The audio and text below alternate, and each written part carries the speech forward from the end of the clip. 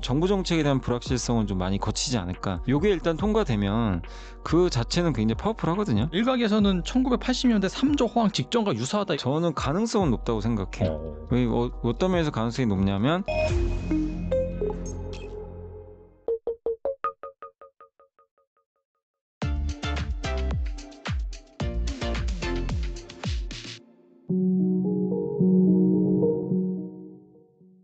염승환 이사님 모셨습니다. 안녕하세요. 네, 안녕하세요. 네, 이사님 모시고 또 현재 국내 주식 한번 짚어보고 주목할 만한 투자 아이디어 한번 살펴볼 텐데, 일단은 한 3,200, 3,100이 박스권에서 좀 갇힌 모습입니다. 보니까 최근에 이제 파월 의장이 9월 FOMC에서 이제 금리 인하 가능성을 좀 내비치기도 했고, 근데 그럼에도 불구하고 뭐 미국 주식 밸류에이션 뭐 논란이 있는 그런 상황이고, 그런 상황에서 뭐 우리나라 주식도 딱히 모멘텀은 없는 것 같고, 다가오는 9월 증시에 대한 약간 괴담도 좀 있고요. 이제 폭락한다 이런 얘기도 있고, 9월 증시는 좀 어떻게 보시는지 궁금하네요. 예, 9월은 지금 뭐 증시가 뭐 미국 아직 이제 좀 첫 스타트니까 좀 더 봐야 되겠지만 확실히 좀 아직까지는 뭔가 방향은 없다. 8월도 방향이 없었는데 9월도 그게 연장이 되고 있고, 그 가장 큰 이유는 그러니까 이게 뭔가 위를 열 만한 재료가 아직은 마땅한 게 없어요.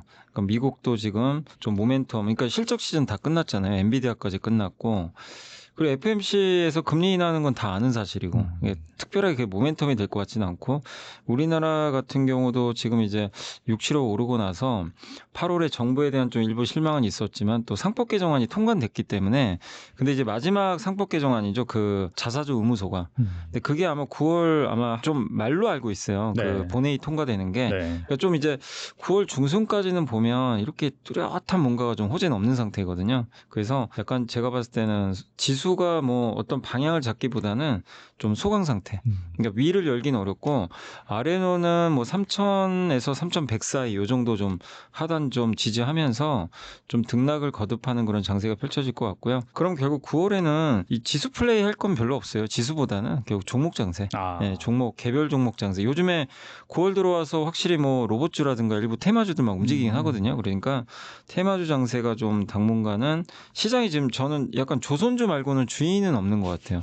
조선주만 강하잖아요. 뭐 그거는 확실히 주인이 있잖아요. 뭐 정상회담 끝나고 나서. 네. 근데 다른 업종은 딱히 뭐 주도성이 떨어지기 때문에 그런 부분 본다면 지금 저는 개인적으로 큰 그림은 좋게 보거든요. 굉장히 좋게 보는데, 그러기 위해서 지금 8월, 9월은 좀 뭐 그냥 좀 쉬어간다. 예, 좀 숨고르기 한다. 이런 좀 장세가 좀 당분간 9월 한 FOMC 전까지는 좀 이어지지 않겠냐 이렇게 생각은 하고 있습니다. 근데 이제 원래는 기대를 모았었던 이 3법 개정안을 통해서 뭐 배당, 뭐 소득 분리과세, 근데 이것도 기대에 못 미쳤고, 또 대주주 요건 이거 같은 경우에도 아직까지 이제 10억에 머물러 있고, 그다음에 노란봉투법 이거 앞서서 로봇주 말씀하셨는데, 이게 노란봉투법 통과되니까 이제 로봇주 막 달려가고 했거든요. 이런 것들에 대한, 그러니까 원래는 한 4천, 5천 간다 코스피 이런 말들이 있었는데, 이런 것들이 계속해서 나오다 보니까 이거 뭐 4천도 힘든 거 아니야? 이런 얘기들 나오고 있거든요. 이거 어떻게 보세요, 이거는? 그러니까 이런 이제 이슈들이 겹치면서 위기가 막혀버린 거예요. 이제 뭐 기세로는 당장 막 4천 갈 것 같은 분위기는 맞았는데, 이제 대주주 양도차익과세도 그렇고 배당소득 분리과세 세율도 좀 아쉽고, 노란봉투법은 이 자체가 좀 이제 기업들한테는 좀 부담이 될 수밖에 없다 보니까 당연히 좀 악재가 될 수밖에 없는데, 그런데 이런 것들도 일단 한 번씩은 또 이미 증시가 8월에 한 번씩 급락한 적 있잖아요.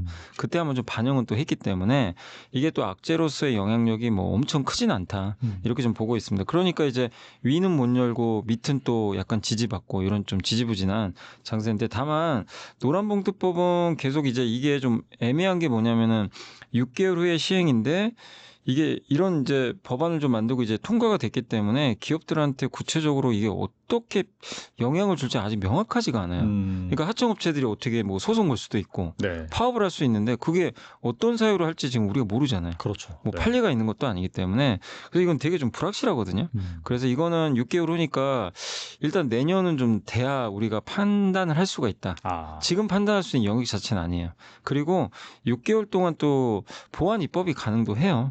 그러니까 기업들한테 너무 불리한 거 아니냐 이러면 정부에서 좀 약간 의견을 받아들여서 좀 이제 완충 역할을 할 수 있는 그런 것도 있기 때문에, 이거는 지금 주식시장에 어떤 영향을 당장 주긴 좀 어렵다. 구체성이 좀 떨어지기 때문에. 그래서 이제 중요한 게 배당소득하고 요 대주주, 양도차익 과세인데 이게 지금 당장은 지금 딱 정부 스탠스 보니까 당장 할 생각이 없어요. 해결을.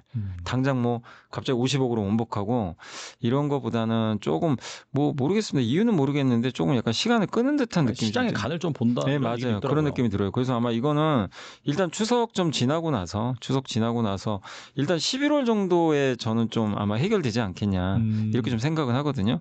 그리고 결국엔 50억으로 원복할 것 같아요. 뭐 대통령이 모를 리는 없잖아요. 지금 뭐 본인이 5,000포인트 얘기를 해놨는데 갑자기 50억 한다는 건 사실 이건 말이 안 되는 얘기죠. 사실 네. 어떻게 보면 상식적으로. 그러니까 결국 원복은 하는데 뭔가 좀 아쉬운 건 시간을 굳이 안 끌어도 되는데 왜 끌까? 뭐 그 이유는 모르겠지만 그러나 결국 올해 안에 뭐 11월 정도 되면 다시 원복할 가능성이 있고, 그러니까 이건 결국 시간의 문제고, 배당소득 분리과세 최고 세율도 결국 이게 35%인데, 지금 민주당에서 한 의원이 25로 낮춰서 또 발의를 해놨어요.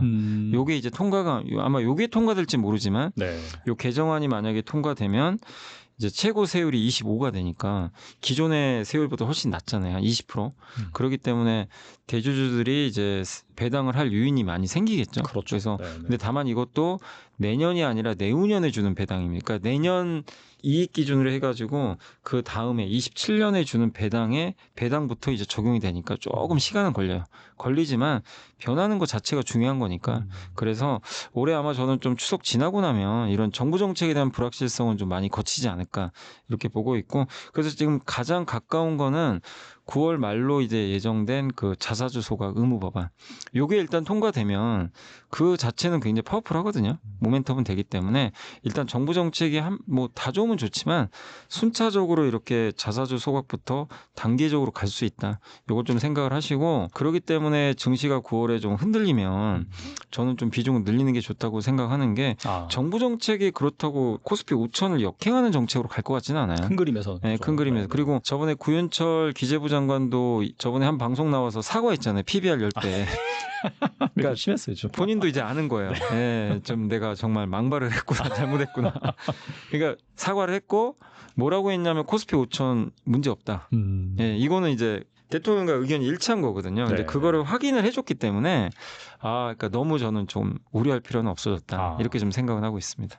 또 우리가 일각에서는 1980년대 3조 호황 직전과 유사하다 이런 평가를 내리거든요. 즉, 뭐 조정 후 본격적인 상승장이 올 수도 있다 이런 전망이 있는데 이런 거 동의하시나요? 그러면? 근데 사실 이거는 뭐 누구도 모르지만 저는 가능성은 높다고 생각해요. 어떤 면에서 가능성이 높냐면 3조가 일단 그거잖아요. 저금리 첫 번째가. 근데 한번 보면 저금리 지금 이게 우리나라 한번 잘 생각해 보시면 가만히 있어도 금리가 떨어질 수밖에 없는 지금 우리나라 구조죠. 왜냐하면 인구는 줄고 점점 생산성은 떨어지고.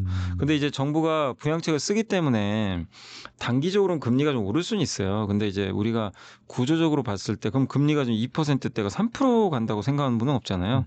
장기적으로는 1%대로 떨어질 것 같고, 그리고 미국이 이제 금리 인하 시작하잖아요. 미국마저도. 그러니까 이제 전 세계가 통화 정책이 다 밑으로 가기 때문에 그런 관점에서 일단 저금리 환경은 이어질 수밖에 없고, 그러니까 첫 번째 조건은 이건 크게 이의는 없으실 것 같아요. 누가 봐도. 근데 이제 두 번째는 좀 이의가 있을 수도 있지만 저는 개인적으로 저유가도 계속 올 것 같아요. 왜냐하면 누구보다 트럼프가 원하고 있기 때문에. 유가가 떨어지기를 계속 원하고 있잖아요, 트럼프가. 근데 얼마 전에 미국 에너지정보청에서도 자료가 나왔지만 내년에 유가 전망을 48달러로 낮춰버렸어요. 그러니까 40달러대까지 떨어진다. 미국에서 나온 보고서입니다. 이 얘기는 뭐죠? 미국 정부에 좀 전망이 들어갔다고 저는 생각을 하거든요. 그래서 거기 이제 나오는 내용의 가장 핵심은 오펙 플러스가 아마 증산은 생각보다 더 많이 할 것 같다. 오펙 플러스는 누가 이끄냐면 결국 사우디죠. 사우디하고 이제 트럼프 대통령하고 뭔가 좀 지금 합의가 있지 않았나 저는 개인적으로. 그래서 그 40달러대 보고서가 나왔고 지금 유가가 64인데 40달러대까지 떨어지면 이제 저유가가 본격화되는 거잖아요. 그렇죠. 50 이하라는 건 굉장히 의미가 다르거든요. 그럼 저유가가 되면 이제 두 번째 퍼즐이 맞는 거죠. 근데 그 가능성이 높은 건 트럼프가 원하고 이제 본격적으로 중동이 증산하고, 그리고 수요는 예전보다 원유 수요가 많진 않아요. 거기다가 만약에요, 이제 휴전이 혹시 된다면, 휴전이 되면 이제 이 러시아에 대한 제재가 일부 풀리거든요. 그럼 러시아 이 수출 물량이 조금 이제 지금 뭐 중국이나 이런 데로 일부만 가지만 전 세계로 확산될 수도 있죠. 그렇죠. 이 얘기는 뭐냐면 공급이 늘어버리는 거죠. 러시아까지 공급을 늘리면 유가는 더 떨어질 수도 있어요. 그러니까 우리가 가능성을 보는 거죠. 가능성 보면 고유가보단 저유가 확률이 높거든요. 지금 분위기상으로. 그러면 이것도 3조 중에 두 번째. 마지막이 저달러죠. 약달러인데 약달러는 의견이 좀 분분하죠. 아, 미국이 약달러로 가겠냐 이런 의견도 있지만 근데 저는 약달러 가능성이 높다고 또 생각을 해요. 왜냐하면 지금 일단 아까 말씀드린 대로 미국이 본격적인 이제 금리 인하 시작하는데 이 분위기를 만든 사람이 트럼프 대통령이잖아요. 뭐 요새 리사쿡 연준이 다 해임시켜버리고 그 이유가 있죠. 명확하잖아요. 네. 연준을 장악해서 금리 떨어뜨리자. 그 지금 대통령은 계속 그 파월한테도 막 욕하잖아요. 왜 금리 안 낮추냐고. 그러니까 생각이 명확해요. 금리 떨어뜨려서 미국 부채 줄이자. 네. 이자 줄여야 되잖아요. 금리 떨어뜨려야 되니까. 근데 미국의 지금 시중금리 너무 높거든요. 사실 뭐 4%를 넘으니까 트럼프는 무조건 떨어뜨리려고 하고 그래서 연준 장악을 시도를 벌써 지금 하는 거거든요. 그럼 저러다 말까. 우리 트럼프 성격 알잖아요. 그냥 끝까지 하는 사람이에요. 그렇죠. 네. 한번 이제 잡으면 안 놉니다. 그러니까 결국엔 어차피 내년 5월에 또 파월 의장도 물러서야 되고 그런 걸 본다면 미국도 근데 미국 금리가 떨어지는데 달러가 강할 수는 없거든요. 당연히 같이 떨어지고 그다음에 이제 트럼프 대통령 스스로도 계속 혼자 얘기했죠. 예전에 난 약달러를 원한다. 달러를 떨어뜨리고 싶다. 그러려면 상대국 통화들이 좀 강해야 돼요. 뭐 일본이나 근데 일본은 반대로 금리 올리는 쪽이잖아요. 그래서 또 유럽이나 지금 일본이나 중국 경기가 작년에 안 좋았지만 올해는 확실히 작년보다 좋거든요. 그럼 상대적으로 미국과의 경제 성장 격차가 좀 줄어드니까 그럼 미국 통화는 좀 약해지고 다른 나라는 통화가 좀 강해지면 달러는 약해질 거 아니에요. 그러니까 이런 부분들 본다라면 약달러는 제일 늦게 올 거는 같아요. 속도 면에서는 제일 늦겠지만 결국 올 것 같고 그 약달러가 이제 만약에 본격화되면 우리나라 환율이 이제 이렇게 떨어져 버리겠죠. 한 1,300원 초반까지. 그렇게 된다면 이제 3저가 완전히 완성이 되는 거기 때문에 그렇게 되면 이제 주식시장 위가 확실히 더 열려버리는 거죠. 그래서 저는 이게 무조건 온다가 아니라 사실 근거는 있어야 되니까 그래서 이런 근거에 의하면 1980년대만큼까지는 제가 모르겠지만 그거랑 유사한 3조 호황이 좀 한 번은 오지 않겠냐. 개인적으로는 그렇게 좀 생각을 하고 있습니다. 장기적인 관점에서 말씀해 주셨고요. 네. 그다음에 이제 반도체 좀 알아볼 텐데 이쪽이 참 이슈가 많습니다. 보니까 지난 주말이었죠. 삼성전자, SK 하이닉스가 이 미국 반도체 장비를 중국으로 이제 반입을 한다면은 이거를 이제 꼭 검열을 해야 된다. 이게 알고 보면은 이 바이든 정부 때 나온 건데 원래는 이제 무기한 좀 연기를 해줬다가 이 트럼프 정권이 들어서면서 다시금 이 제재를 가하는 건데 이건 좀 어떻게 보세요? 일단 이거는 이제 뭐 바이든 대통령 때부터 이미 했기 때문에 저는 영향은 그렇게 크지는 않을 거라고 봐요. 물론 피해가 없다는 건 아닌데요. 그때도 그 바이든 대통령이 이제 했던 정책은 뭐냐면 미국 장비를 SK 하이닉스가 중국 공장에서 수입을 할 때 허가는 안 받아도 된다. 이거 풀어는 줬죠. 개별 허가 받지 마라. 이렇게 하긴 했는데 다만 이제 그 공장을 업그레이드를 할 때는 일정한 기준을 걸어놨더라고요. 일정 레벨 이상은 업그레이드를 하면 안 돼요. 규모를 키우면 안 돼요. 네네. 그러니까 단계적으로. 그러니까 규제를 걸어놨기 때문에 이미 삼성과 하이닉스는 거기에 맞춰서 지금 업그레이드를 뭐 중국 공장을 업그레이드 안 하는 건 아닌데 한국처럼 막 할 수가 없어요. 그러니까 이제 여기는 뒤처지죠. 중국 공장은 그러니까 한국과 비교하면 한 1세대에서 2세대 정도 뒤처진 공정을 갖고 있다고 하더라고요. 근데 그거는 어쩔 수가 없어요. 장비 반입이 쉽진 않다 보니까. 그런 이제 규제가 있는데 근데 이번에는 아예 하지 말라고 하잖아요. 아예 그냥 업그레이드 자체를 하지 마라. 하려면 허가 받아라. 근데 허가 안 해주겠다는 얘기잖아요. 사실은 그 얘기는. 네, 그죠? 그럼 이제 중국 공장 어떻게 되느냐? 점점 노후화 되겠죠. 이제 옛날 것만 만들어야 돼요.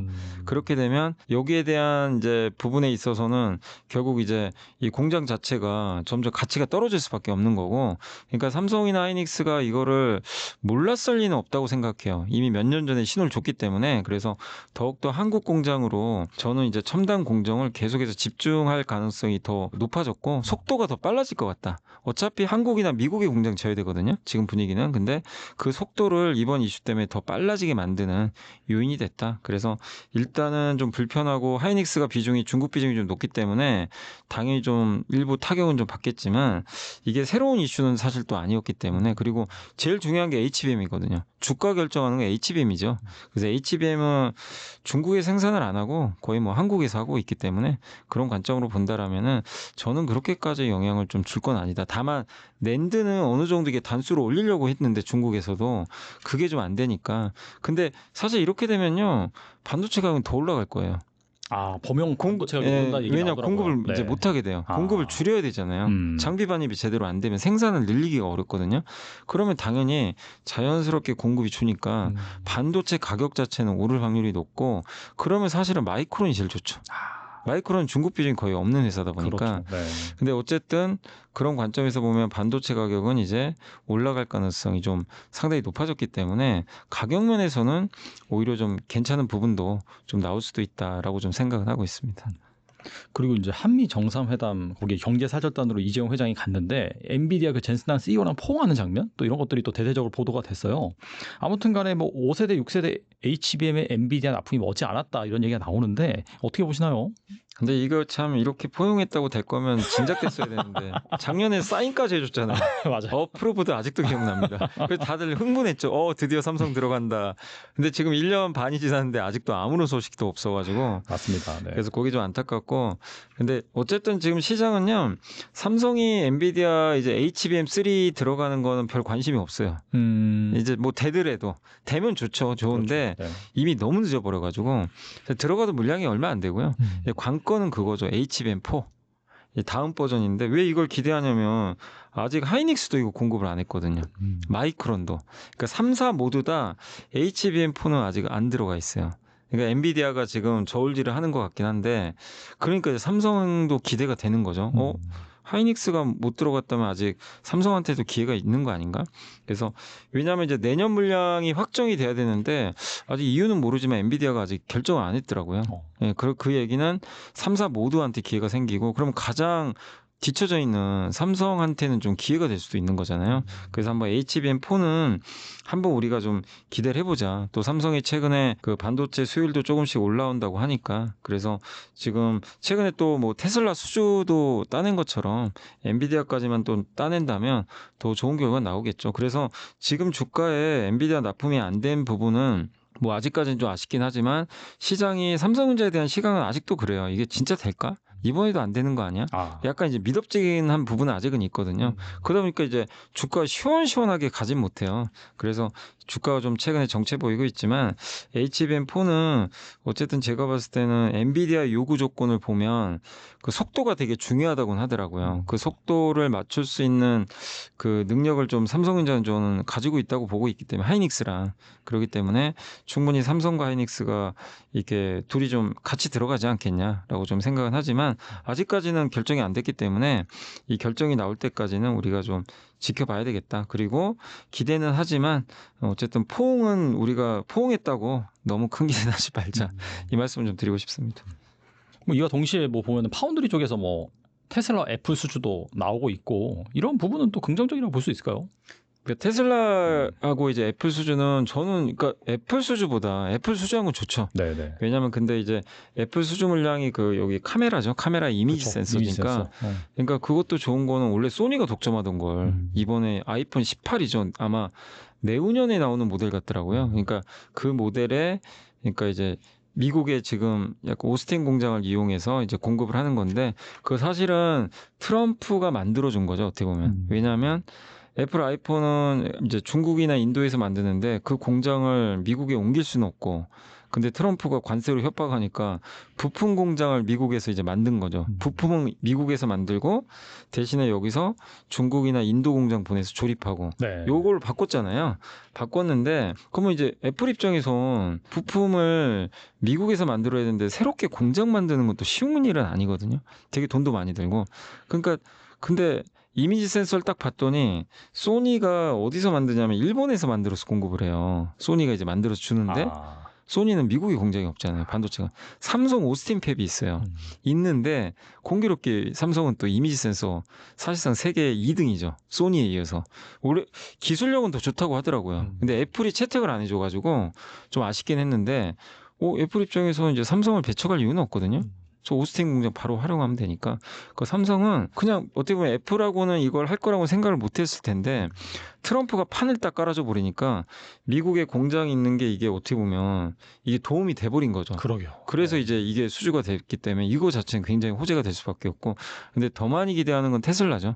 테슬라의 이제 AI6 칩이죠. 이제 차세대 칩인데 28년에 본격적으로 양산이 들어갈 텐데 요 칩을 이제 수주를 따냈고 텍사스의 그 이번에 테일러 공장 새롭게 만들죠. 내년에 완공이 되는데 많이들 걱정하셨죠. 테일러 팹 이거 이렇게 큰 돈 들여서 만들었는데 고객이 없다. 큰일 났다. 그래서 철수설도 돌았어요. 작년에 맞아요. 아마 기억하시죠? 맞아요. 네. 철수설 돌고 난리도 아니었어요. 이거 뭐 만들어서 정말 완전 애물단지 된 거 아니냐. 고객이 있어야 뭘 할 거 아니냐. 근데 진짜 일론 머스크가 진짜 이 구명줄을 준 거죠. 맞아요. 줘서 이재용 회장이 이제 당연히 이재용 입장에서 이걸 받아들여야죠. 뭐 당연한 거고. 그래서 이제 테슬라의 손을 잡아서 부활을 하게 됐고, 다만 이제 물론 반도체 잘 만들어줘야 되겠지만 저는 이 테슬라랑 손잡은 건 삼성의 어쨌든 이제 파운드리 역사에 정말 큰 획을 긋는 사건은 맞아요. 정말 엄청난 고객사잖아요. 우리가 한번 생각해 보세요. 요즘에 테슬라 주가가 좀 지지부진하더라도 테슬라가 그리는 그림 한번 생각을 해보세요. 전기차만 하는 회사가 아니잖아요. 자율주행. 네. 거기에 자율주행 하려면 AI가 있어야죠. 그래서 지금 도조칩이라는 거 만들잖아요. 그게 이제 슈퍼컴퓨터. 예. 근데 거기 들어가는 칩, 한마디로 데이터 센터가 많이 필요한 거고, 또 로봇에도 AI가 탑재되고, 그거 움직일 수 있는 이제 칩들이 많이 필요한데, 그 칩의 이제 중심에 AI6라는 칩이 있거든요. 이걸 통해서 하겠다는 건데, 이 칩을 TSMC가 아니라 삼성이 만들어줘요. 그러니까 테슬라 제국의 핵심 칩을 삼성과 손잡았다. 삼성이. 여기에 들어가는 거죠. 그러니까 미국의 심장부에 들어가고, 이게 레퍼런스가 이제 계속 쌓이게 되면 테슬라에서 끝날 문제가 아니에요. 제대로만 만들어주면 많은 고객사가 TSMC 말고 삼성과 손잡을 가능성도 되게 높거든요. 그러니까 삼성 입장에선 이것만 제대로 만들어주면 정말 앞으로 수주가 많이 열릴 가능성이 굉장히 높아졌다. 그래서 너무나 중요한 사업이고, 데이터 센터, 로봇, 자율주행 이 세 마리 토끼를 잡을 수 있는 굉장히 중요한 고객사가 됐고, 테슬라의 그 일론 머스크가 그때 뭐라고 했냐면, 놀라면 안 된다. 이게 이제 시작이라 그랬어요. 더 많은 수주가 나올 거라 그랬어요. 본인이 그렇게 얘기를 해버렸어요. 그러니까 더 큰 게 올 수도 있거든요. 그러니까 삼성을 우리가, 그래서 저는 HBM을 그동안 많이들 기대하셨지만 파운드리에서 정말 기대할 게 생겼기 때문에 좀 큰 그림에서 삼성전자를 좀 긍정적으로 봐야 되는 거 아닌가, 그런 좀 생각을 하고 있어요. 그리고 보니까 삼성전자가 일본 히타치 뭐 가전 사업부도 인수할 것이라는 얘기가 나오고, 뭐 작년부터는 레인보우 로보틱스 뭐 최대 주주 올랐고, 그다음에 미국의 뭐 디지털 헬스케어 기업 인수라든지, 그다음에 뭐 독일의 뭐 냉방공조 회사도 인수하고, 네, 이렇게 뭐 약간 파격적인 M&A를 하고 있는데, 이런 삼성전자 M&A에 대해서는 어떻게 생각하시는지 궁금하네요. M&A 좋아요. M&A 하는 거죠. 애플도 M&A로 다 컸거든요. 애플 아이폰에 있는 기술 있죠. 그게 이제 어떤 옛날에 기사를 봤는데, 저도 그 기사 보고 좀 놀랐던 게, 애플이 만든 기술은 하나도 없어요. 다 M&A 해버렸어요. 특히 그 음성인식 시리 있죠. 시리도 잡스가 M&A 해버렸거든요. 그 기술 가진 회사들. 그러니까 한마디로 그 이 반도체, 애플 아이폰 반도체 들어가는 그 칩도 설계하는 회사를 아예 인수해버린 거거든요. 그러니까 애플은 원래 M&A 정말 잘하는 기업입니다. 여기에 맞게 M&A 해서 아이폰이나 이런 걸 최적화시켜서, 그래서 이제 회사를 성장시킨 건데, 어쨌든 삼성전자도 이렇게 이제 각각의 사업과 다 연결이 돼 있잖아요. 뭐 의료기기도 있고 가전도 있고 냉난방 공조도 결국 삼성이 공조 사업을 하거든요. 그리고 이 회사가 또 데이터 센터 쪽으로도 하고 있기 때문에 다 시너지 효과는 있는 거죠. 또 전장 부품도 있으니까 좋은데, 아쉬운 건 뭐냐면 반도체 M&A가 없어요. 그러니까 삼성 하면 우리가 생각하는 건 반도체잖아요. 그렇죠. 거기 그러니까 많은 주주들이 원래 옛날부터 원했던 건 반도체 초대형 M&A 좀 해라. 이걸 요구했고 약속을 했는데, 사실 이번에 히타치도 그렇고 뭐 얘기가 나온 거지만 우리가 생각하는 초대형 인수는 사실 아직 없어요. 예, 뭐 진짜 10조 이상의 뭐 이런 이제 거대한 회사를, 옛날에 ARM 인수설이 한번 있긴 했는데 쉽진 않았지만 약간 이제 그런 경우처럼 뭔가 큰 반도체 회사를 인수하기를 원하는데 그 M&A가 없다. 그래서 뭐 여러 회사를 인수해가지고 회사 자체를 이제 단단하게 키우는 건 좋은데, 이런 기업들을 인수한다고 삼성전자 주가가 오르는 건 아니거든요. 결국 핵심은 반도체 쪽이다. 거기서 M&A가 나와야 뭔가 좀 임팩트가 있고, 여기는 좋은 내용은 맞는데 이거 가지고 주가를 올리기는 좀 쉽진 않다, 이렇게 생각은 하고 있습니다. 이번엔 조선주 관련해서 질문을 좀 드려보면은 한미 정상회담에서 이 마스가 프로젝트가 언급되면서 구체화됐습니다.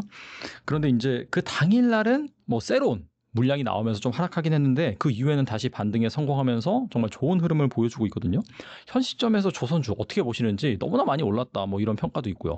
근데 많이 오른 건 맞지만 이제 그 대형사들에 대한 좀 부담은 있는데 그동안 기자재가 많이 못 올랐거든요. 아, 기자재 기자재. 회사는 못 올랐었어요. 근데 이 마스가 나오고 내용 나오면서 이제 나오는 건 트럼프 대통령이 확실히 이제 못을 박아버렸죠. 한국 선박이 너무 필요하고 그리고 그 미국에 와서 만들어 주길 원하고 있어요. 뭐 미국 기업 인수도 있고 결국 이게 구체화됐고 그러다 보니까 아 그러면 결국엔 이제 우리나라 조선사들이 미국에 가서 조선 이제 배를 만들겠구나. 이제 이것까지 연결이 되는 거죠.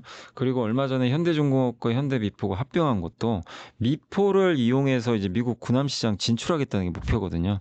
그러다 보니까 미포랑 합병을 하게 됐고 이게 이제 의미하는 건 뭐냐면 아, 미국의 방산 시장을 지금 적극적으로 공략을 하기 시작을 하는구나. 미국의 군함이 좀 다 노후화돼 있거든요. 네. 너무나 낡았기 때문에 배는 만들어야 되는데 만들 기술은 없죠.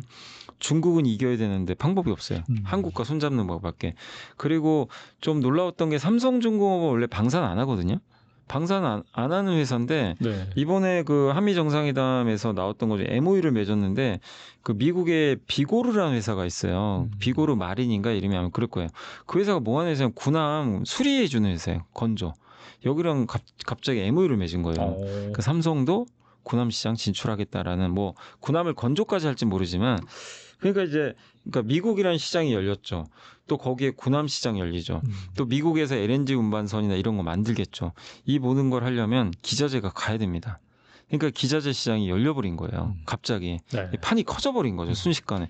우리나라에서만 만들던 기자재 회사들이 이제 미국까지 가게 되니까 이러면 어떻게 되죠? 당연히 시장이 열리면 당연히 이제 큐라 그러죠. 우리가 보통. 이 물량이 늘어나는 거잖아요.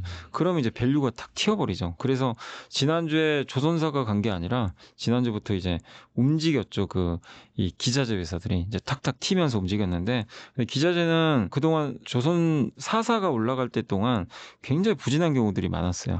뒤늦게 갔기 때문에 그래서 저는 당분간은 대형사보다는 이런 기자재 쪽에 좀 더 움직일 것 같고 이건 일회성이 아니잖아요. 그렇죠. 이제 열리는 시장이니까 계속해서 물론 이제 올라서 좀 등락은 있을 거예요. 있겠지만 옥석가리긴 되겠지만 큰 흐름으로 계속 조선주는 뭐 이렇게 비중을 줄이는 것보다는 계속 가져가시는 게 낫지 않나 이렇게 생각을 하고 있습니다. 보니까 HD 현대중공업이 현대미포와 합병하겠다 이렇게 발표를 했거든요. 합병을 통해서 뭐 조선 방산 역량을 더 강화하겠다 그런 목표인데 이 마스가 프로젝트에 살을 걸겠다는 의지로 해석해도 되는데요. 이건 좀 긍정적인 부분이라고 볼 수 있을까요? 네, 그러니까 굉장히 이게 다들 놀랬죠. 갑자기 일단 그 주식시장에서는 이렇게 쪼개는 것보다 합병하는 걸 좋아하거든요. 근데 우리나라는 그동안 좀 쪼개는 게 많았는데 얼마 전에 인프라코랑 현대건설기 합병한다 그랬잖아요. 그때도 한번 올라갔던 것처럼 이 두 회사가 어떻게 보면 중복상장이잖아요. 그죠? 같은 조선사가 같은 그렇죠. 계열사로 이제 따로 떨어져 있으니까 지분 관계는 또 뭐 네, 없다 하더라도 그래서 이게 약간 중복상장일 수 있는데 그래서 이거 나오고 나서 지주사인 그 한조회가 날아가 버린 거예요. 왜냐하면 합병해버리면 이거 흔히 더블 카운팅이라고 하는데 이게 이제 줄게 되는 거죠. 그래서 이 주가가 정말 그래서 한국조선이 엄청나게 올라가 버린 거고. 근데 일단 기본적으로 합병은 좋은 거고 합병하는 이유가 근데 명확해야죠. 이유가 아까 설명드린 대로 현대중공업은 군함을 만드는데 미국에 수출은 하고 싶은데 이 도크가 있는데 그 도크가 다 국내용으로 돼 있대요. 국내 그 군함 만드는 용도니까 이거를 미국에 수출할 수는 없어요. 그러니까 이게 정부랑 계약도 맺었겠죠. 그러니까 함부로 할 수는 없고 그럼 도크를 만들어야 되는데 그거 만드는 거 시간 좀 걸리잖아요. 근데 이 동생인 미포에 딱 보니까 미포 도크가 좀 비어 있대요. 몇 개가 비어 있는데 그게 미국 군함 사이즈랑 맞대요. 그러니까 여기서 그냥 바로 찍어내면 돼요. 그러니까 이거 이용하자. 근데 현대중공업 회사가 갑자기 미포 도크를 이용할 수는 없잖아요. 그렇죠. 그러니까 일단 합병을 시켜버리는 것 같다. 이참에 합병하자. 되게 가감한 선택이네요. 네, 진짜 가감한 선택이고 이거를 합병해서 그러면 현대미포도 좋은 게 물론 이제 합병해서 소멸되지만 어쨌든 군함을 안 만드는 회사가 군함까지 하게 되니까 당연히 좋아질 수밖에 없죠. 그래서 현대미포의 요즘에 기자재 회사 중에 현대미포에 공급하는 회사, 핵심 회사 그 회사 중에 하나가 세진중공업이에요. 그 회사가 연일 막 그냥 주가가 폭발하고 있어요. 그러니까 미포가 이제 그런 시장에 진출한다고 하니까 그 부분이 있는 거고, 그리고 또 한 가지가 이것도 되게 좀 새로웠죠. 합병을 하는데 현대중공업 그룹이 이제 밑에 저기 필리핀하고 베트남에 이 법인들이 몇 개 있거든요. 거기서도 만들어요. 근데 거기가 되게 잘 만듭니다. 생산성이 되게 좋아요. 인건비가 낮으니까 만드는데 싱가포르 법인을 딱 만들어서 그 밑으로 이제 뭉쳐놓은 거죠. 그래서 지배구조를 재편한 거죠. 그래서 싱가포르 법인 밑에 해외 자회사들은 밑에다 딱 놓고 여길 집중 관리하겠다. 해외 자회사들의 목표는 그겁니다. 중국 선박과 경쟁하자. 핵심은. 왜냐하면 우리나라 선박들이 중국과 경쟁하기 힘들죠. 일단 단가가 비싸거든요. 맞아요. 네. 중국은 완전히 저가죠. 저가로 만드니까. 근데 동남아에서는 가능해요. 중국과 한번 해볼 만하죠. 인건비도 싸고 그리고 되게 잘 만든대요. 이미 검증이 돼 있으니까. 자, 싱가포르 법인 너는 이제 여기 해쳐 모여서 중국 선박 한번 맞짱 떠보자. 이런 전략이에요. 그러면 이 벌크선이나 뭐 원유 운반선이나 이런 건 중국이 압도적으로 점유율이 높거든요. 이게 잃어버린 거예요, 우리가. 중국한테 안 됐어요. 네. 이 시장을 이제 찾아올 수가 있는 거예요. 어떻게 보면. 그래서 애널리스트 분들 중에도 이걸 되게 의미를 높게 부여하시더라고요. 잃어버린 우리의 그 조선 점유율을 찾아오자. 그리고 우리가 그만큼 잘 만들어주면 사실 중국 배보다는 한국 배를, 그러니까 가성비가 똑같다면 한국 배 선택할 이유가 많아져요. 중국은 좀 안보 문제가 좀 있다 보니까. 그렇죠. 네. 미국이 또 규제하는 것도 있고. 그러니까 이게 약간 일석이조 효과가 좀 있는 거예요. 아까 군함 이슈, 중국과 경쟁 이슈.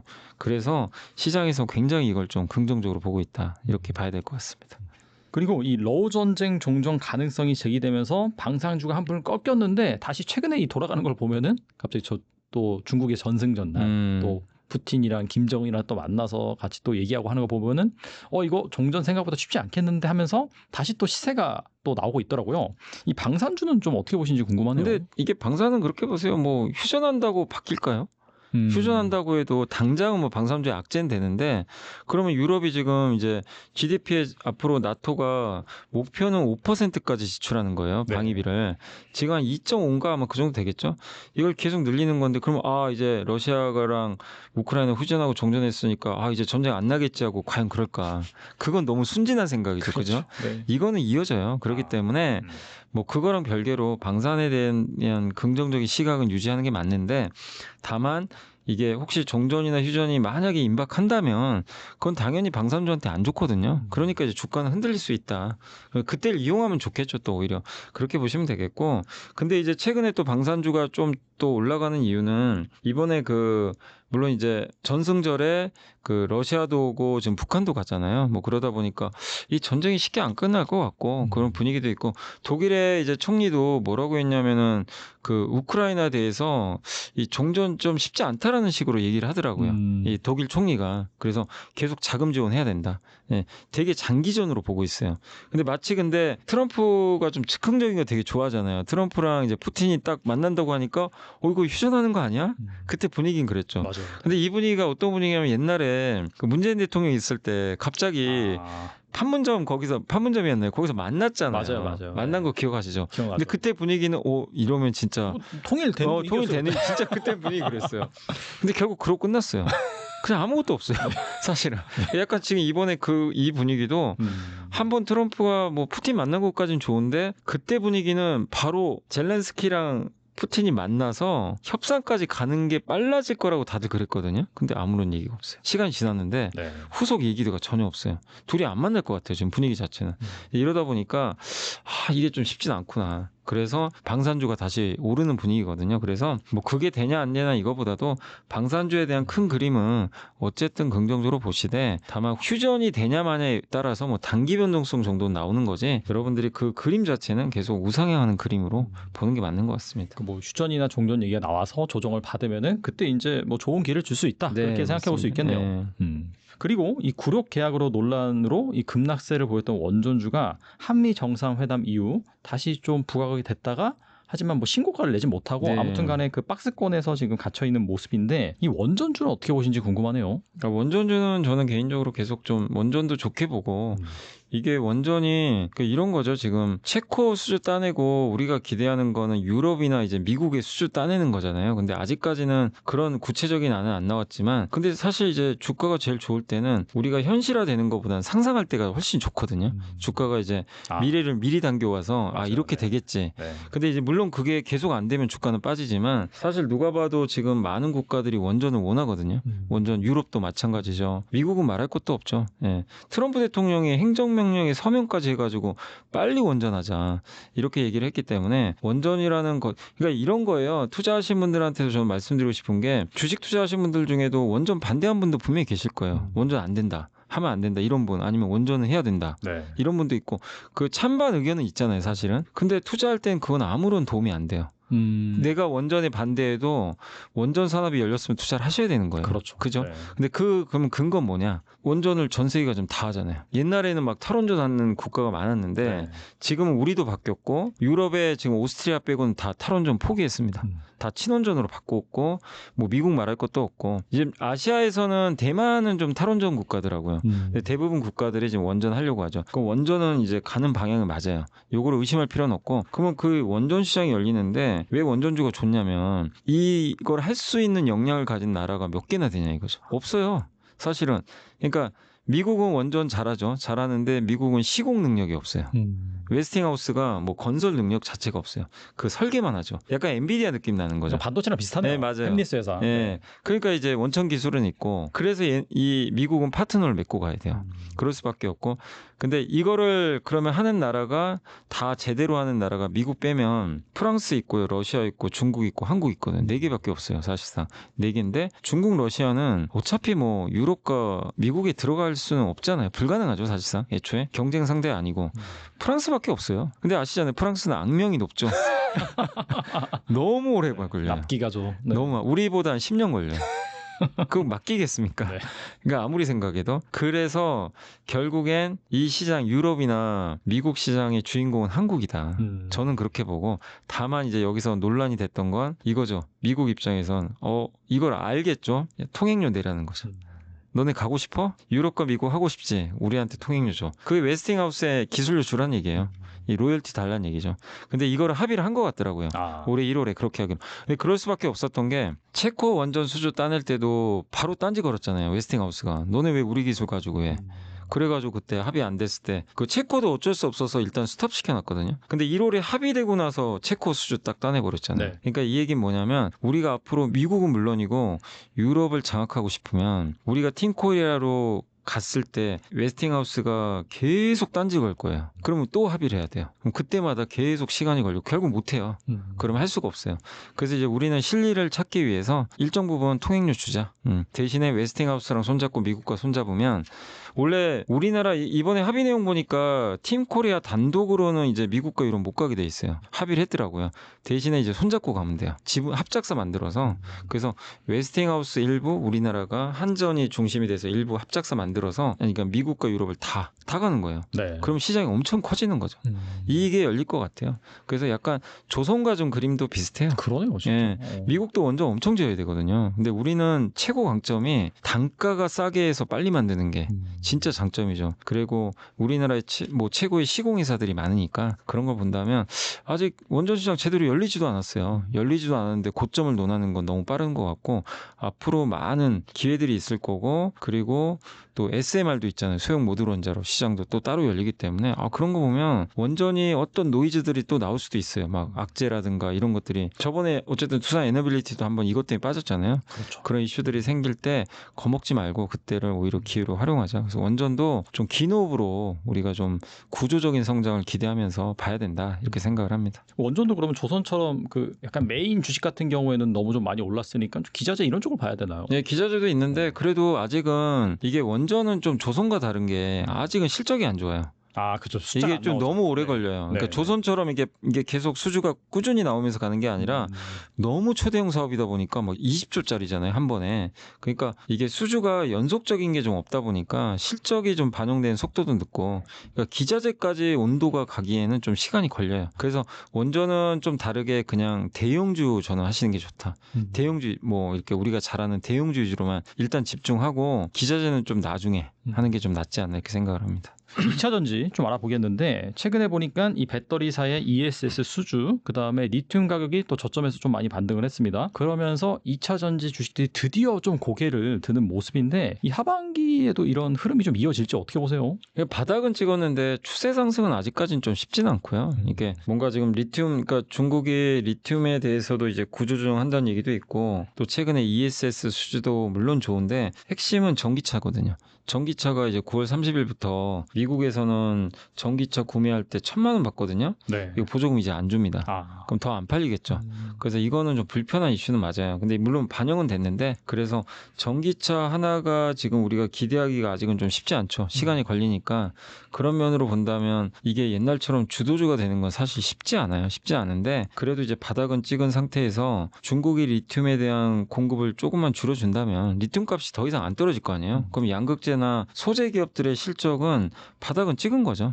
그래서 어느 정도 이제 바닥 찍으면서 안정화는 될 것 같고 제일 기대하는 건 ESS죠. 근데 ESS 시장도 꽤 크거든요. 엄청 크다고 예, 하더라고요. 근데 네. 이 시장에서 지금 미국은 어쨌든 이제 중국산 ESS를 쓰긴 어렵죠. 왜냐하면 규제를 하니까 관세 때문에. 그래서 보조금도 안 줘요. 중국산 쓰면.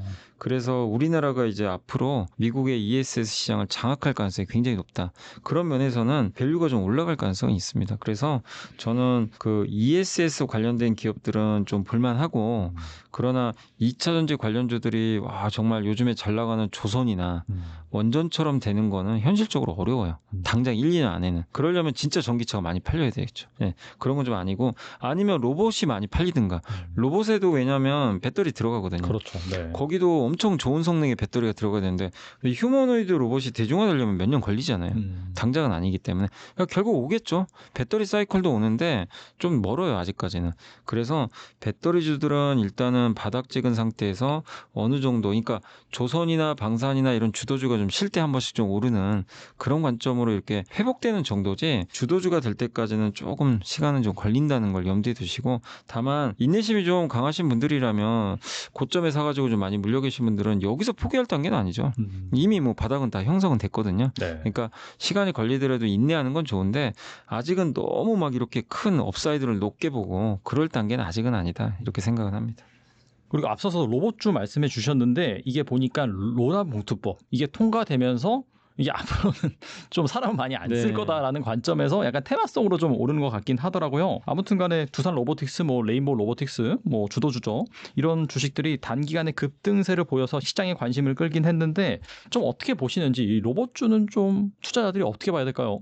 구조적 성장 좀 명확해요. 맞아요. 구조적 성장률도 맞는데 문제는 이제 이거죠. 로봇도 약간 2차 전지랑 좀 비슷한 부분도 있어요. 왜냐하면 중국이 절대 강자예요. 중국이 그렇죠. 정말 잘하죠. 네네. 네, 우리나라보다도 잘하기 때문에 그래서 이제 중국과의 경쟁에서 이겨야 된다는 거. 이 부분이 있고 그리고 로봇 시장 커지는 건 맞죠. 맞는데 한번 뭐 여러분도 아시겠지만 로봇주 중에 제대로 돈 버는 기업이 없어요. 두산 로보틱스가 대표 주자인데 돈을 많이 까먹어요. 아직까지도 적자가 좀 크고 일부 기업들이 흑자 전환하지만 사실 그 금액 자체는 크진 않거든요. 그러니까 결국 숫자가 뒷받침이 돼야 되는데 그게 좀 아니고 근데 로봇 시장이 열리는 건 다들 아니까 이번에 또 노란봉투법 통과되면서 로봇도 빨리 도입하는 거 아니야? 이러면서 주가 올랐지만 다만 이제 노란봉투법 때문에 로봇을 그럼 당장 뭐 이 기업들이 많이 쓸 수 있을까? 그거 조달하는데 시간도 걸리고 그리고 하청업체가 소송 걸 수도 있어요. 아 로봇 도입했다고요? 예, 아, 왜 내 그래요? 일자리 왜 가져가냐? 그게 가능해요. 예, 아, 이게 왜냐하면 자기 일자리에 위협을 이제 하면 소송이나 파업을 할 수가 있어요. 이게 하청업체가 원청업체한테. 옛날엔 이거 못 하잖아요. 네. 근데 이번에 경영에 간섭을 할 수 있는 조건이 야. 들어가 있어요. 이거 되게 무서운 법이죠. 기업들 입장에서. 그럼 로봇 도입했어? 왜 도입해? 내 일자리 어떻게 할 건데? 그럼 기업들이 이걸 적극적으로 할 수 있을 것인가? 이게 근데 이것도 법원이 어떻게 판단할지도 몰라요. 그러네요, 사실. 로봇 때문에 당신 일자리가 잃은 거 맞니? 증명해봐. 근데 이제 또 현대차나 이런 기업들한테 그렇죠. 로봇 도입해서 일자리가 그럼 피해가 안 갈 거라는 걸 또 증명해야 돼요. 양사가 다 증명해야 되는데 진짜 판단하기도 어려워요. 되게 복잡해지는 거죠.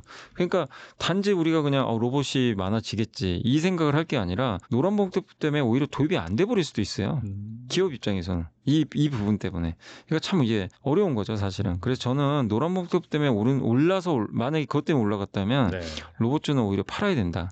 그 이슈 때문에 올랐다면. 근데 뭐 물론 그 이슈 때문에 오른 기업도 있겠지만 구조적으로는 분명히 로봇 시장 커지는 건 맞아요. 맞기 때문에 로봇주 중에서 옥석은 좀 잘 가려서 대응하자. 근데 핵심은 저는 그거라고 봅니다. 휴머노이드. 휴머노이드. 예, 네. 그거기 때문에 현대차가 보스턴 다이내믹스 하고 있고 그래서 휴머노이드 로봇과 관련된 회사는 좀 계속 관심은 좀 가져보자. 그렇게 좀 압축을 하자. 이렇게 보고 있고 근데 저는 사실 그래요. 로봇주를 만약에 한다. 그러면 그냥 답은 나왔어요. 그냥 테슬라 하는 게 제일 낫다. 아, 테슬라 일론 머스크가 뭐라고 했냐면 테슬라 가치의 80%는 앞으로 로봇이라 그랬어요. 자동차가 아니에요. 핵심은 로봇이라고 본인이 언급을 했기 때문에 그러니까 뭐 테슬라가 싼 건 아니지만 저는 그냥 너무 복잡하게 생각할 게 아니라 로봇주로 한번 내 인생을 한번 걸어보겠다. 로봇주에.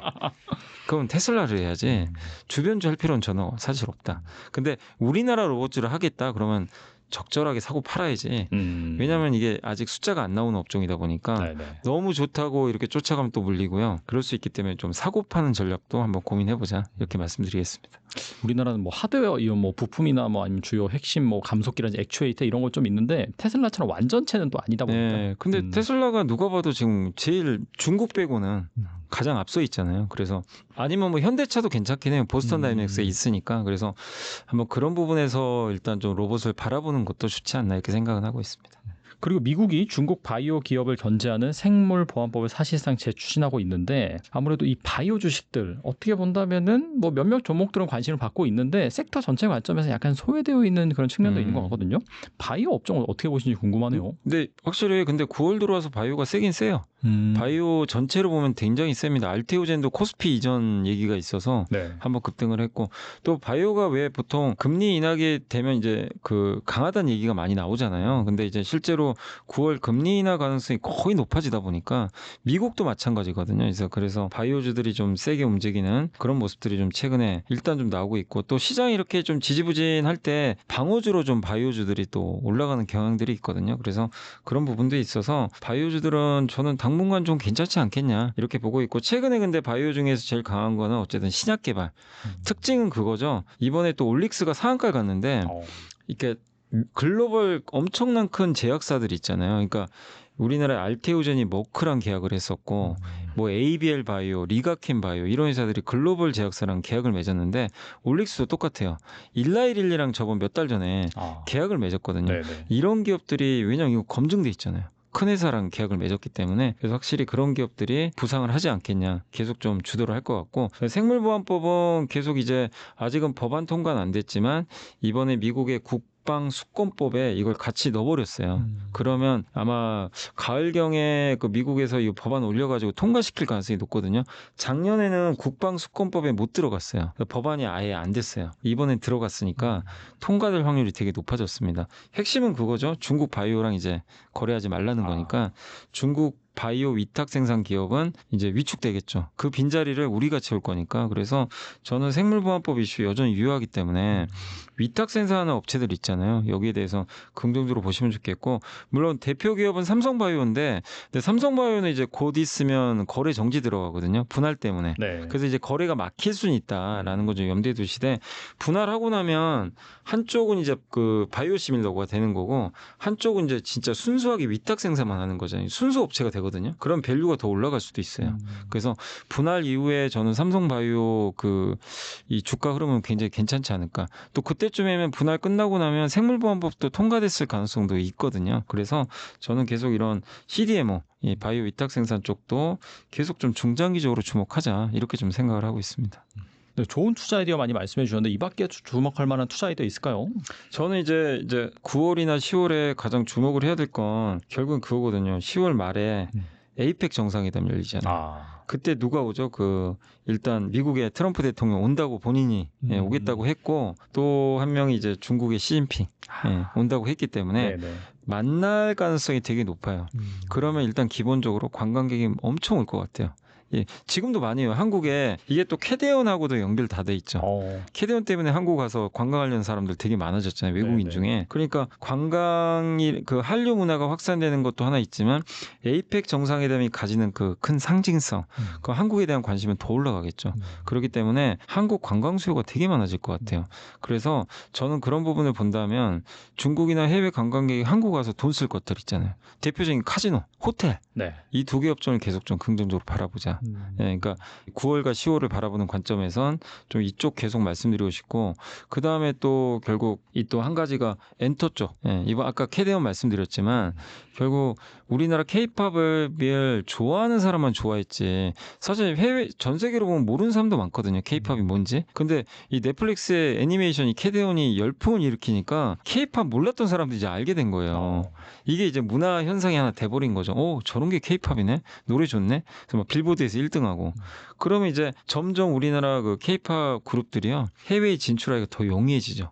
확산 속도가 옛날보다 훨씬 빨라지겠죠. 그리고 콘서트도 더 많아질 수도 있고 그런 부분이 있기 때문에 이 문화 현상을 글로벌 문화 확산 현상을 봤을 때 엔토도 요새 조금 시들시들하긴 하지만 계속해서 우리가 좀 주목해야 되는 그런 업종으로 저는 좀 일단 바라보자 이렇게 좀 말씀드리고 싶고 그 다음에 또 한 가지가 올해 그 6, 7월에 그때였죠. 그 이재명 대통령 당선되고 나서 제일 뜨거웠던 업종이 어디냐면 그거예요. 그 AI 관련 소프트웨어랑 스테이블 코인 관련주였어요. 맞아요. 근데 완전히 시들어 버렸죠. 갑자기. 근데 좀 계속 여기도 주목해야 된다. 왜냐하면 이 정부 정책이 나왔잖아요, 이미. 근데 이게 소멸된 건 아니거든요. 주가가 너무 빨리 갔다가 이렇게 내려온 거지. 주가만 보면 별거 아닌 것 같지만 이번에 R&D 연구개발 예산도 AI가 제일 많이 들어가 있어요. 집중돼 있고 스테이블 코인도 우리도 도입할 거잖아요. 그렇기 때문에 이거 죽은 테마가 아닙니다. 그래서 오히려 저는 좋다고 생각해요. 접근하기가. 왜냐하면 많이 떨어졌기 때문에. 가격 부담도 많이 지금 해소가 된 상태니까 그런 관점에서 계속해서 이런 섹터도 지금 아직은 주목을 좀 못 받고 있기 때문에 한번 보시고 요거는 근데 약간 이제 내피셜 수 있는데 개인적으로 좀 괜찮게 보는 게 아무도 관심 없는 것 중에서 시멘트 업종. 시멘트요? 아무도 관심 없잖아요. 근데 일단 가치주로서는 매력은 있어요. 네. 주가 싸잖아요. 싸고 그동안 시멘트 가격 많이 올랐거든요. 근데 왜 이렇게 못 가냐면 이게 건설 경기가 안 좋으니까 그렇죠. 물량이 안 늘어요. 큐가. 맞아요. 네. 근데 국토교토부 장관이 선임이 되면 이제 조만간 임명이 될 텐데 공급을 늘리지 않을까요? 지금 아파트값 이대로 서울 이대로 두면 계속 올라요. 공급이 적으니까 지방도 내년에는 공급이 줄어요. 지방까지 올라갈 확률이 좀 있거든요.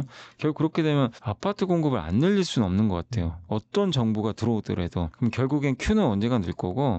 근데 어쨌든 이 시멘트 단가는 올라갔고 유연탄으로 이거를 시멘트를 만드는데 유연탄 가격이 또 많이 떨어졌어요. 그리고 또 한 가지가 이거는 이제 왜 내피셜이라고 그랬냐면 그 이재명 대통령이 북한 문제 해결할 사람은 트럼프밖에 없다 얘기를 했잖아요. 띄워줬잖아요. 맞아. 그래서 뭐라 그랬죠? 에이펙 정상회담에서 한번 김정은 만날 수도 있다.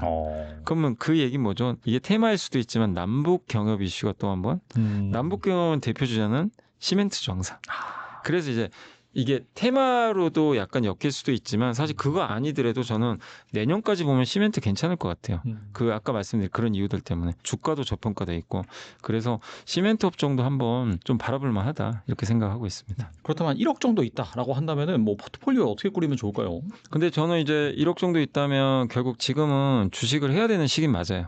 그러니까 약간 시장이 좀 지지부진하겠지만 9월 조정장을 주식 비중 확대의 기회로 이용하자 이렇게 말씀드리고 싶고 그래서 저는 이제 채권을 한다면 미국 채권은 좋은데 사실 접근성이 좀 떨어지잖아요. 그리고 위험 자산도 있고 뭐 암호화폐도 있고 뭐 이런데 저는 1억이 있다면 그냥 자산 배분 측면에서는 일단 기본적으로는 그 주식을 한 80% 하고 그 다음에 20% 정도는 금하는 게 어떤가. 금은 약간 이제 방어적인 목적에서 예, 분배하자. 이렇게 좀 포트폴리오 하고 그리고 이제 1억 중에 이제 만약 80%면 8천만 원 중에서 한 이제 절반 정도는 한 이제 그 중에 한 5천만 원 정도는 이제 국내 쪽으로 하시는 게 좋을 것 같고 예, 국내 쪽에서는 아까 말씀드린 뭐 업종은 선택하시면 좋겠죠. 근데 이제 저는 그래도 그 개인적으로는 좀 괜찮게 보는 게 구조적으로 좀 약간 바뀌어가는 게 그래도 삼성전자 삼성전자가 아까 말씀드린 대로 파원들이 한번 기대해 볼 만한 요인이 생긴 것 같아요. 그래서 기노업으로 좀 괜찮을 것 같고 현대차그룹도 별로 주가 못 올랐잖아요. 배당도 많이 주고 네네. 하니까 고배당 기업들 있죠. 뭐 예를 들면 고배당 ETF도 괜찮아요. 그래서 현대차를 중심으로 배당 많이 주는 섹터 이런 쪽을 좀 일정 부분 편입해서 가져가시면 좋겠고 그리고 한 3천만 원 정도는 미국 기업 투자하는 것도 괜찮다고 생각해요. 지금이 아니라 조금 이제 미국이 9월에 좀 흔들릴 것 같거든요. 그래서 미국이 흔들린다면 좀 볼만한 건 뭐냐면 미국의 데이터 센터 관련주들 있죠. 지금 미국 데이터 센터 엄청 짓잖아요. 거기 관련된 뭐 전력기기도 있을 거고 거기 전기 공급하는 회사도 있을 거고 또 데이터 센터 네트워크 연결하는 회사들도 있을 거고 되게 다양한데 뭐 거기 관련된 ETF도 있으니까 미국 쪽에서 아마 투자를 하신다면 비중을 저는 그런 쪽 데이터 센터 밸류체인을 한번 공부하셔가지고 그런 쪽으로 해서 포트를 좀 넣으시면 어떨까. 그래서 일단 기본적인 생각은 사실 한국이냐 미국이냐 이런 거 가리는 것보다는 일단 지금은 안전자산 할 때는 아니다. 조정을 그러니까 현금을 좀 갖고는 계세요. 갖고 계시다가 시장이 빠질 때 좀 적극적으로 위험 자산에 좀 투자할 그런 좀 시점을 9월로 좀 활용을 하자 이렇게 말씀을 드리겠습니다. 네, 좋은 말씀 많이 해주셨는데 끝으로 이 영상을 보고 계시는 이 투자자분들을 위해서 한 말씀만 부탁드립니다. 네, 시장이 이제 우리나라가 좀 뭐 6, 7월 너무 좋았다가 조금 식곤 있는데 이 식어야 또 다음에 뜨거워지는 거거든요. 예열 관계니까 불편해하지 마시고 뭐 오늘 또 방송에서도 제가 3조 호황 가능성이 있다고 한 것처럼 달러 약세가 시작되면 또 굉장히 우리나라 자산 시장에 큰 변화가 생기는데 그 중심에 주식이 있을 것 같아요. 그래서 어느 때보다 주식 시장을 멀리하지 마시고 조정이 나올수록 주식 시장과 더 가까워지셔가지고 주식 쪽에서 어쨌든 자산을 좀 잘 배분하셔서 어쨌든 좋은 결과를 내는 그런 흐름이 나왔으면 좋겠습니다. 결국 금리가 떨어지면 결국 방법은 없어요. 내 화폐 가치를 보존해야 되거든요. 그럼 결국 자산에 투자하는 수밖에 없기 때문에 그런 관점에서 주식시장을 멀리하지 마시고 계속 가까이에서 주식과 함께 하시기를 좀 한번 말씀을 드리고 싶습니다. 네, 지금 뭐 부진해서 뭐 주식에 대한 관심이 떨어지고 있는데 지나고 나면 항상 이렇게 관심이 떨어질 때 좋은 기회를 주지 않았나라고 생각이 되고 그런 관점에서 또 다양한 섹터 또 중요한 투자 아이디어 많이 말씀해 주셨기 때문에 꼭 귀담아 들으시고 투자하시는데 참고하시면 좋을 것 같습니다. 네, 지금까지 염승환 이사님 나와주셔서 감사합니다. 네, 감사합니다.